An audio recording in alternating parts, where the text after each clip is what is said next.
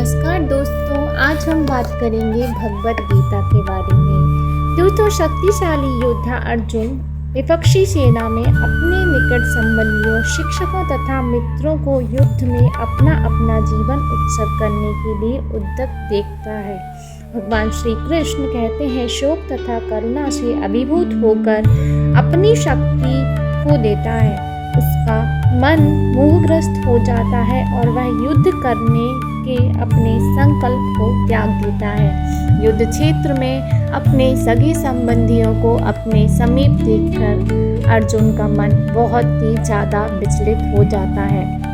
तब भगवान श्री कृष्ण उसे गीता का सार यानी उपदेश समझाते हैं और इस संसार की सभी बातों को भी उसको विस्तार से समझाते हैं और उससे कहते हैं कि इस मोह माया के त्याग के परे ही तुम इस युद्ध में आगे बढ़ सकते हो। तभी भगवान श्री कृष्ण अपने विराट स्वरूप का भी उसको दर्शन कराते हैं और अर्जुन को जीवन का सत्य समझाते हैं। दोस्तों, ऐसे ही भगवत गीता भी हमारे जीवन को बहुत ही सत्य और सरल मार्ग पर लेकर जाती है। बस इतना है कि आपको इसके विषय में गहन से चिंतन से और सत्य आत्मा से आपको इसके बारे में ज्ञान होना चाहिए। भगवत गीता एक ऐसा ग्रंथ है जो हर मनुष्य को जीवन का सत्य समझाती है।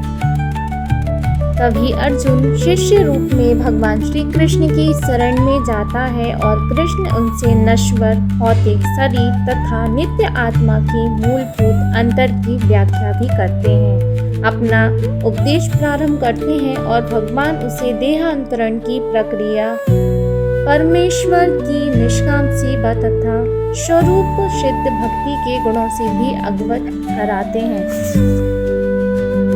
कृष्ण अर्जुन को समझाते हैं कि इस भौतिक जगत में हर व्यक्ति को किसी न किसी प्रकार के कर्म में प्रवृत्त होना पड़ता है। यदि आप इस संसार में आए हो तो आपको अपना कर्म करना ही पड़ता है, किंतु ये ही कर्म उसे इस जगत से बांधे रखता है या फिर मुक्त कराता है। निष्काम भाव से परमेश्वर की प्रसन्नता के लिए कर्म करने से मनुष्य कर्म के नियम से छूट सकता है और आत्मा तथा परमात्मा का दिव्य मिलन होता है। आत्मा ईश्वर तथा इन दोनों से संबंधित दिव्य ज्ञान शुद्ध करने तथा मोक्ष प्रदान करने वाला है। ऐसा ज्ञान कर्मयोग का फल है।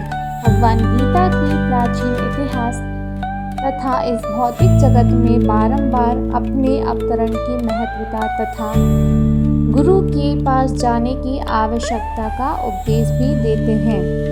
साथ ही साथ ज्ञानी पुरुष दिव्य ज्ञान की अग्नि से शुद्ध होकर ग्रहता सारे कर्म करता है, किंतु अंतर में उन कर्मों के फल का परित्याग करता है।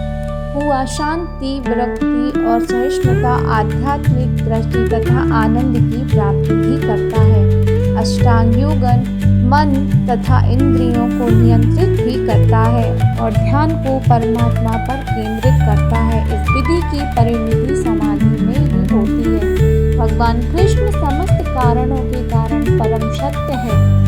महात्मा गण भक्ति पूर्व उनकी शरण ग्रहण करते हैं, किंतु अपवित्र जन पूजा के अन्य विषयों की ओर अपने मन को मोड़ लेते हैं।